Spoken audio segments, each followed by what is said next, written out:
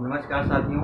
तो सबसे पहले मैं अपने विद्वान साथियों को, विषी बहनों को, सभी प्रियजनों को, जितने भी विद्यार्थी गण हैं, जितेंद्र सर के साथ जुड़े हैं, सभी को मैं तहे दिल से आभार व्यक्त करता हूँ। प्यारे साथियों, जुड़ जाइए जितेंद्र क्लासेस की इस ऑनलाइन कक्षा की तरफ से और मज़ा लीजिए, निःशुल्क सेवा का लाभ उठाइए। प्यारे साथियों, आज हम लेकर आए हैं आप लोगों के बीच में विरोधाभास अलंकार। जी हाँ, सबसे पहले हम बात करेंगे विरोधाभास अलंकार की कि विरोधाभास अलंकार क्या होता है। प्यारे साथियों, जब इसको दो भागों में तोड़ते हो, इसकी डिफिनेशन नहीं आपको उत्तर कुंजी का चयन कराती। प्यारे साथियों, याद रखना, लेकिन थोड़ा यदि हम समझ लेंगे तो थोड़ा आसान हो जाता और कुछ भी नहीं। और एग्जाम्पल तो आपको पढ़ के ही जाना है, मैं बार बार बताता हूँ। आप कहियो, आपके मित्र तमाम जो एग्जाम्पल नहीं आने वाले होते हैं वो भी 10 ठे लिखा देते हैं, पर उससे कोई मतलब नहीं होता। मेरी बात यदि मानना तो फैक्ट है, और जो एग्जाम्पल लिखाता है उसको पढ़ के जरूर जाना। कम बेशक देता हूँ, पर क्या पढ़ना है क्या छोड़ना है मैं बार बार आपको बताता हूँ। प्यारे साथियों, उस बिंदु पर हम चर्चा करते हैं जो एग्जाम में ज़्यादातर प्रश्न पूछे जाते हैं। तो सबसे पहले हम विरोधाभास अलंकार की बात करें। प्यारे साथियों, यदि इसको दो भागों में तोड़ोगे, जरा देखो, इसको यदि दो भागों में तोड़ोगे तो क्या होगा प्यारे साथियों, विरोध जमा आभास होता है। जी हाँ, क्या होता है, विरोध जमा प्लस आभास, या विरोध जमा क्या होता है, आभास होता है। याद रखना, जहाँ किसी भी कवितावली में या जहाँ किसी पंक्ति में, जहाँ किसी शब्द में, याद रखना, विरोध होने का आभास हो, जहाँ किसी शब्द में, पंक्ति में, कवितावली में, दोहावली में विरोध होने का आभास हो पर विरोध ना हो, सिर्फ और सिर्फ उस शब्द में विरोध होने का भाव प्रकट हो पर विरोध ना हो, वही विरोधाभास अलंकार होता है।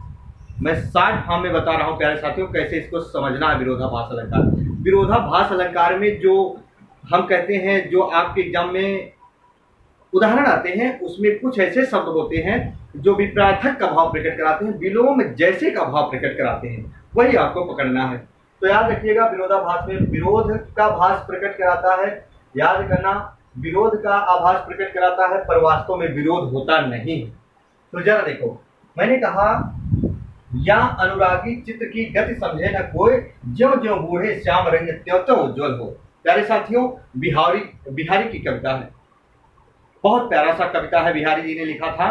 तो उन्होंने कहा, या अनुरागी चित्र की गति समझे न कोई, इस अनुरागी का मतलब होता है प्रेम, इस प्रेमी मन यानी प्रेम रूपी हृदय की गति को कोई नहीं समझ पाता।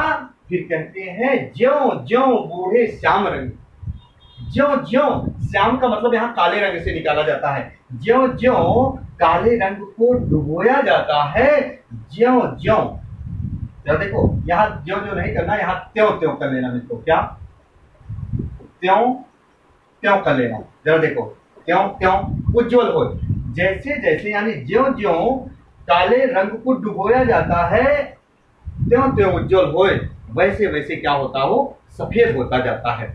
तो इस शब्दों में जरा देखो, इसमें श्याम में और उज्ज्वल में क्या है, श्याम और उज्ज्वल में विरोध होने का भाव प्रकट हो रहा है।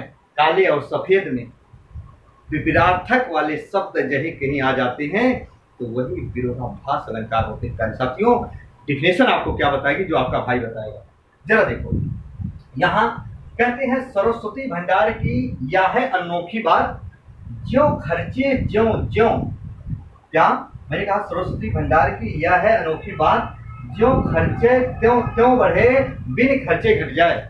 सरस्वती ज्ञान के भंडार की बात की जा रही है प्यारे साथियों, सरस्वती के ज्ञान के भंडार की बात की जा रही है। यहाँ कहते हैं, ज्यों खर्चे त्यों त्यों बढ़े, यानी सरस्वती ज्ञान के भंडार की बात इसलिए कही जा रही है कि जो ज्ञान होता है, ज्ञान का प्रकाश होता है, इसको जितना एक दूसरे को बांटोगे उतने क्या होगा, बढ़ेगा। कहते नहीं है, ज्ञान को यदि आप रोक कर रखोगे तो याद रखना प्यारे साथियों, क्या होता हो, विनाश का जरिया हो जाता है। अर्थात जितना हम इसको एक दूसरे के रूप में बांटते हैं, एक दूसरे तक पहुंचाते हैं, उतना क्या होता है, बढ़ता जाता है।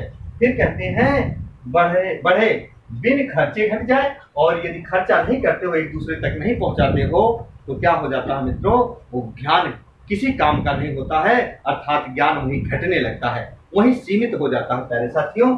तो जरा देखो, यहाँ क्या है, बढ़े, और यहाँ क्या है, घटे। एक दूसरे का क्या होता है, विपरार्थक होता है प्यारे साथियों। अब इससे आसान की बात क्या है, जी हाँ, इधर आ जाओ। यहाँ मैं निज रोदन में राग लिए फिरता हूँ, शीतल वाणी में भी आग लिए फिरता हूँ। ये उनकी जो है हरिवंश राय बच्चन की कविता है प्यारे साथियों, बहुत प्यारा उन्होंने लिखा था।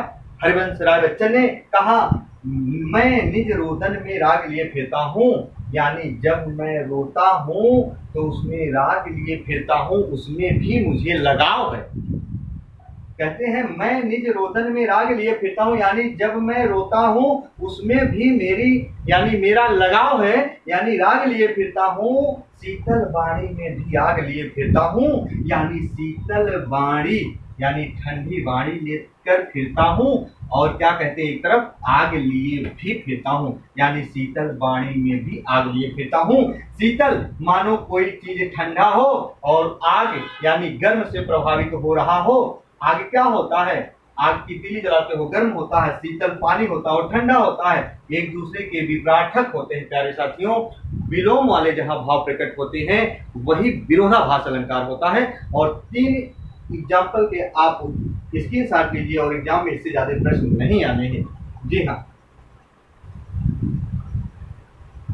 चल तो प्यारे साथियों, आज तक की हमारी कक्षा यहीं तक थी, और हम अलंकार ऐसे लेकर आते रहेंगे। बहुत नाना प्रकार के टॉपिक भी मैं लेकर आने वाला हूँ, याद रखना जल्द ही प्यारे साथियों।